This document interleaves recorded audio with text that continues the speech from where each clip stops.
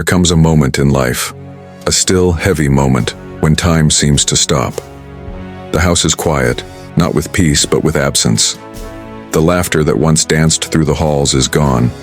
The footsteps, the text messages, the warmth of presence, all vanished like a morning mist. And then it hits her, like a whisper cutting through the noise, like a storm inside her chest. She realizes, you're not coming back. I'm not just talking about physical distance, no. I mean that moment of soul recognition, that bitter awakening when someone understands for the first time what they've lost. She thought she had more time. She thought your love would stretch forever. She thought she could walk in and out of your heart and it would still be waiting for her. But now you're really gone. And she knows it. Maybe she didn't notice the signs. Maybe she ignored them. The way your texts grew colder. The way your smile became strained. The way your silence said more than your words. She told herself it was just a phase, that you'd come around, that you weren't really going anywhere. But you did. Not out of anger, not out of bitterness, but because you finally realized you were holding on to someone who had already let go. And now when she walks through the places you once stood, the memories scream louder than your presence ever did. She picks up her phone, half ready to message you, only to remember there's no one on the other side. She scrolls through your old photos, trying to feel again what she didn't value when it was real. She brews coffee for two, but drinks alone. And in that quiet moment of truth, she feels it. The sorrow, the regret, the longing. And hear me now, because this isn't just her story. It's ours. It's mine. It's yours. How often do we wait until someone is gone to finally realize their worth? How often do we trample on love until it lies in pieces at our feet? And here's a deeper truth, my friend. What she feels for you now, the ache and the emptiness, that's what many hearts will one day feel toward God. We push him away in our pride. We ignore his whispers in the night. We drown out his voice with noise and distraction. We think we'll always have tomorrow, and yet one day, the soul awakens, and the realization crashes in. He was there the whole time, and we missed him. It's a tragedy to be taken for granted, but it's a greater tragedy to take God for granted. The one who breathed life into your lungs, who kept you through the storms, who loved you even when you forgot his name. Some of you listening tonight are not just mourning a lost relationship. You are mourning your distance from the very one who gave you breath. And yet there's hope. There's still time. Because unlike human love, which fades and fails, his love endures forever. When she realizes you're gone, it may be too late for apologies, too late to go back. But with God, the door is still open. The light is still on. The arms are still stretched wide. So don't wait. Don't wait for regret to teach you what gratitude should have shown. Don't wait until you're just a memory in someone else's story. Don't wait until your soul cries out in silence because you shut out the very voice that could have saved you. Today is the day. Right now, wherever you are, this is your moment to make peace, to forgive, to return, to love while you still can, and to open your heart to the God who has never stopped loving you. When she realizes you're really gone, it changes her. But when you realize God has never left you, it can change everything. There is a moment that comes quietly, almost imperceptibly. It doesn't always arrive with weeping or desperate cries. Sometimes it comes in the stillness, when the noise of life dies down and the truth stands tall in the silence. It's the moment when she turns over in bed and realizes no one's lying beside her. It's the moment when she hears an old song and suddenly can't breathe.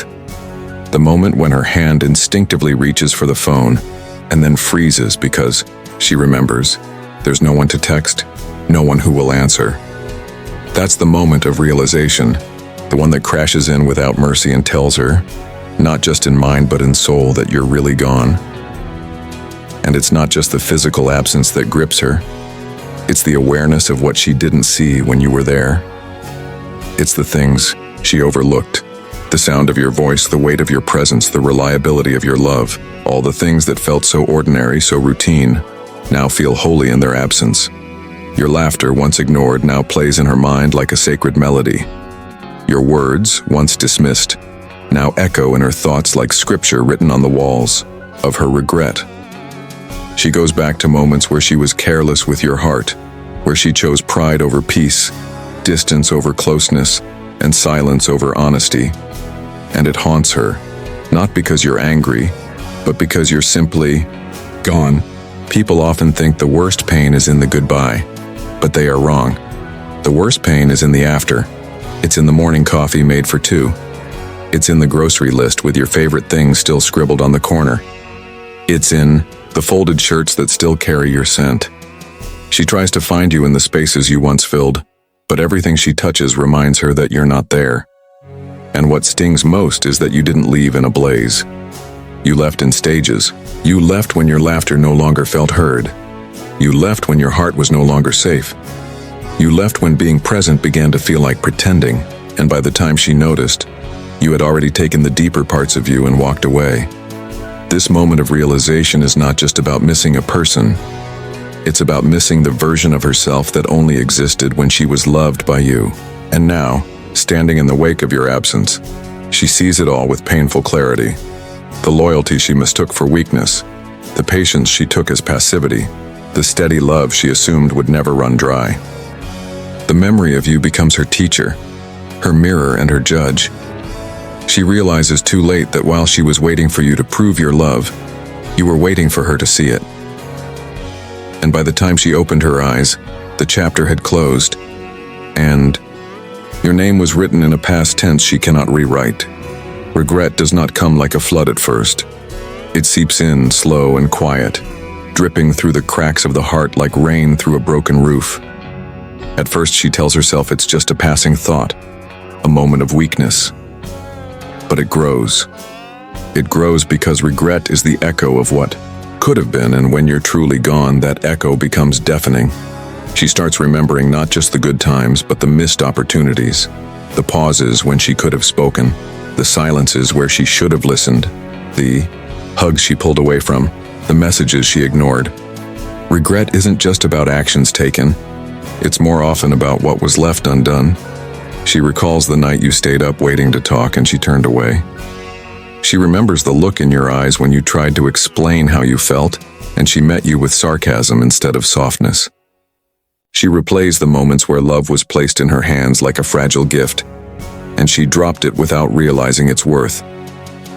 Now she walks through those memories like a museum of mistakes, touching each one, unable to change the past, but haunted by the power it still holds. She thought you would always come back, that no matter how distant things became, there would be time. But time has a way of running out when you're not watching, and now there's nothing left but the sharp weight of what she failed to do when you were still reachable. Regret is not just emotional, it is spiritual. It's the kind of heaviness that wakes you in the night and presses on your chest like a stone. It whispers, "You had a chance." It says, "You could have loved better. You could have seen clearer. You could have chosen differently."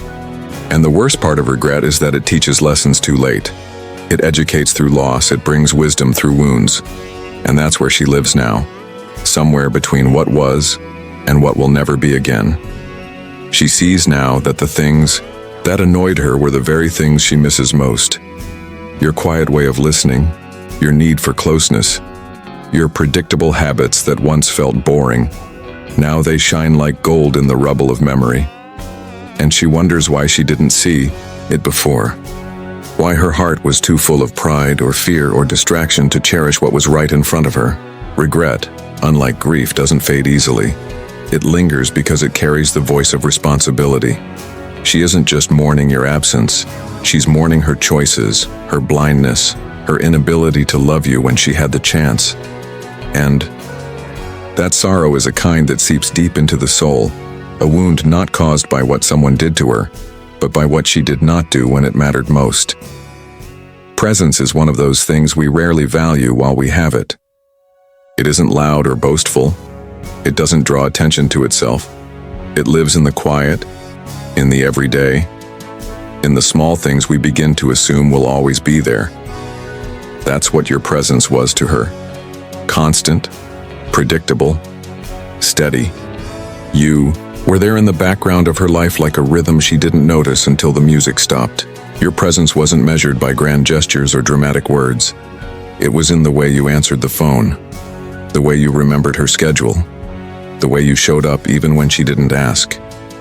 And now that you're no longer there, the space where you used to be feels louder than your voice ever did. It's strange how absence makes presence visible. The chair at the table that sits empty, the ride she used to expect without asking. The quiet support she once overlooked now felt like an ache under her ribs. She thought love was in the fireworks, the highs, the words that moved mountains. But now, in your absence, she's learning that love was in the ordinary, the way you carried the weight without complaint, the way you gave without needing applause. You were the silence that made her feel safe, the stillness that held her storms. And it's that invisible kind of presence that hits hardest when it disappears. She remembers now how often she rolled her eyes at your habits, how she grew cold when you reached out, how she craved excitement when you were offering stability. And now she walks through her days realizing just how rare that kind of presence was. Everyone else comes and goes, full of noise and empty promises. But you were there, steady and true. She didn't realize what it meant to be held by consistency until she found herself stumbling without it. You weren't just someone in her life. You were the anchor she didn't know she depended on. And presence is more than physical proximity. It's spiritual, emotional, and deeply human. You gave her your presence not just by being in the room, but by being with her, in attention, in heart, in spirit. And now, with you gone, she realizes how much of her peace was tied to that unspoken bond. She didn't just lose someone she once loved. She lost a sanctuary. She lost a safe place. And in a world full of distractions, temporary thrills, and shallow connections, she now sees that the rarest thing you offered was simply being there, again and again, when everything else felt uncertain. Your presence may not have been loud, but it was powerful. It shaped the atmosphere, it brought calm. It created space where she could breathe, where she could rest, where she could simply exist without performance. And now, without you, that space feels hollow. What once felt secure now feels fragile. What once was familiar now feels foreign. And as she walks through that emptiness, she begins to see that presence is not just something you notice. It's something you feel when it's gone. Love doesn't always arrive wrapped in poetry or grand declarations.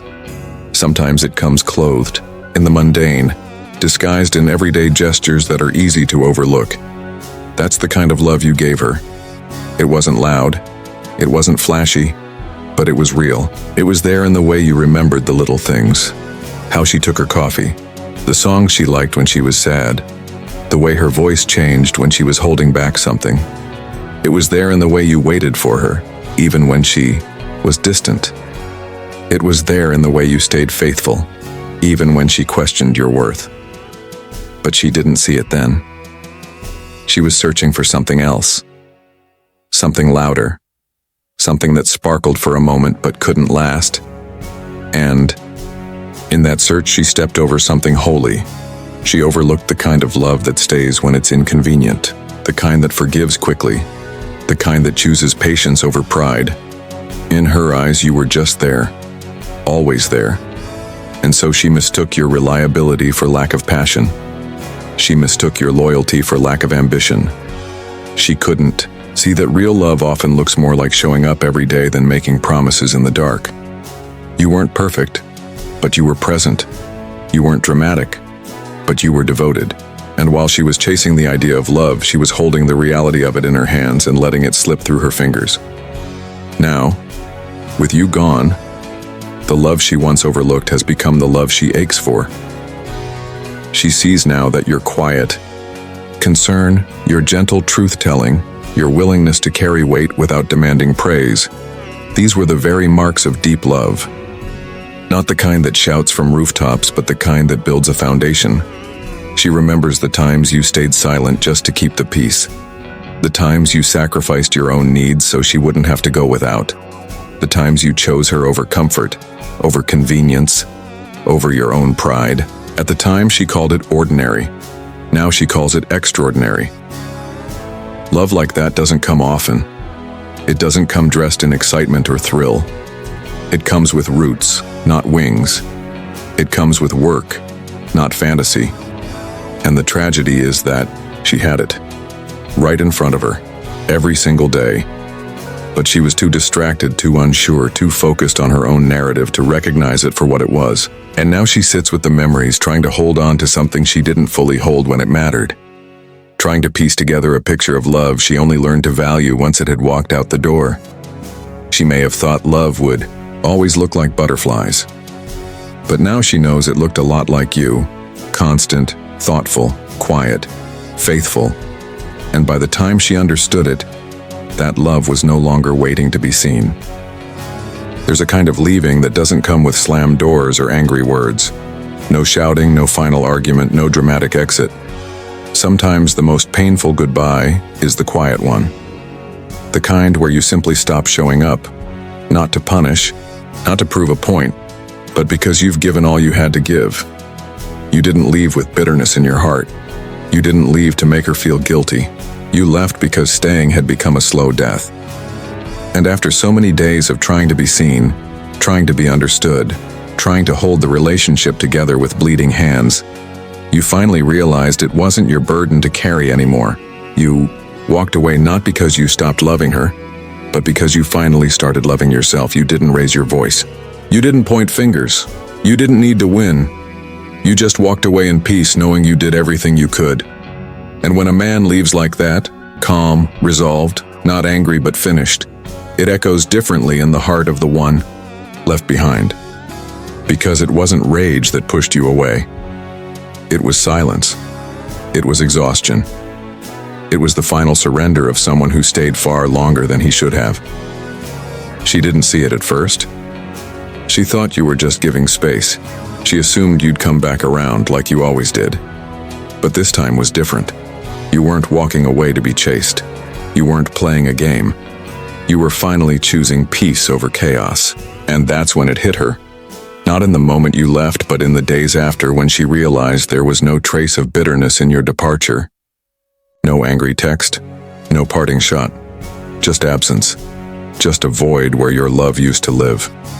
She began to understand that you didn't leave to hurt her. You left because you had finally accepted that no amount of love could make someone see your worth, if they were determined to be blind to it. You had begged in silence. You had waited with patience. You had shown love even when it was not returned.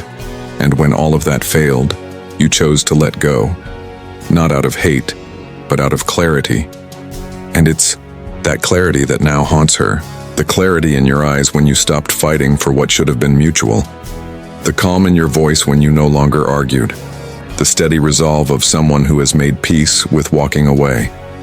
Because bitterness fades, but peace stays. And now with you gone, she doesn't just miss you. She's stunned by the gentleness of your goodbye. She realizes that you didn't walk away angry. You walked away healed. And that, more than anything, is what finally made her understand that you weren't coming back. Not because you didn't care, but because you had cared too much for too long, and she had mistaken your kindness for permanence. Absence has a voice. It speaks in the quiet moments when the world slows down and distractions fade. It doesn't shout or demand attention, but it teaches with a clarity that presence never could. When you were there, your love was a part of the background, like oxygen, unnoticed until it's gone. But once you left, once your footsteps no longer crossed her doorway, your absence began to teach her what your presence never could. It taught her about value, about sacrifice, about the silent strength of someone who gave everything and asked for nothing in return. It taught her the cost of taking love for granted and the pain of realizing it too late. In your absence, she began to notice the things she dismissed. The patience that held your words. The subtle way you supported her even when she pulled away. The emotional labor you carried on your shoulders just to keep the peace. When you were around, she thought you were just there. Predictable. Always returning. But now that you're gone, she realizes how consistent you really were. You were the one who showed up when no one else did. You were the one who stayed when things got hard. And the silence that fills her world now only amplifies what you meant to her. Absence has a strange way of rewinding time. She revisits old conversations, ones she barely remembered before. Now every word feels loaded with meaning. She sees the look in your eyes that she missed. She hears the hesitation in your voice when you felt unseen. She feels the distance you tried to close even as she pushed you further away. Your absence has become her mirror, showing her not only what she lost, but how she lost it. She learns, now, slowly and painfully, that love is not about intensity. It's about presence, about being there, even when it's inconvenient, about choosing someone again and again. You did that, quietly, faithfully, and your absence is now the loudest lesson she's ever had to learn. She realizes you didn't just leave a space in her life. You left a standard, a way of being loved that she didn't know she needed until it wasn't there anymore. And that standard exposes everything else for what it is: shallow, temporary, inconsistent. Now in your absence, she learns that some love stories don't end with betrayal or rage. Some end with the slow breaking of someone who held on too long. She learns that being loved without chaos is rare, and that sometimes we lose the best parts of our lives while chasing things that shine but don't stay. Your absence is the teacher she never asked for, but the one she cannot ignore. Because now every place you once stood is speaking. Every memory is a lesson. Every silence is filled with the voice of what she refused to hear when she still had the chance. And through it all, your absence is shaping her, slowly unraveling her assumptions and replacing them with a painful, sacred clarity about what love truly is. And so when she finally realizes you're really gone, it's not just your absence that breaks her. It's the revelation that she had something rare and holy in her hands and didn't know how to hold it. It's the sound of doors that now stay closed, the echo of a name she once said with certainty, now whispered with regret. But more than anything, it's the understanding that you didn't leave out of anger. You left because you gave her every opportunity to meet you halfway, and she never did. Now the silence you left behind speaks louder than anything she ever heard while you were there. Now she learns the weight of taken for granted love. She tastes the bitterness of hindsight and the sorrow of lessons learned too late. And though she may grow from it, though she may one day change because of what she's lost, the truth remains. She had you, and she let you go. Not because she stopped loving you, but because she didn't understand what love was until it walked away with grace, with peace, with nothing more to prove.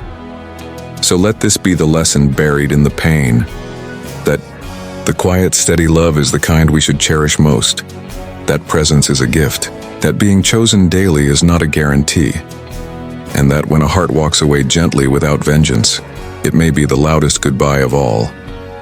And now, as the final chapter turns, and your shadow no longer falls across her door, she will sit in that empty space, not with hatred, not even with hope, but with the realization that you were the one she didn't see until it was too late. And that will echo in her soul long after your name fades from her lips. That is when she truly knows you're really gone.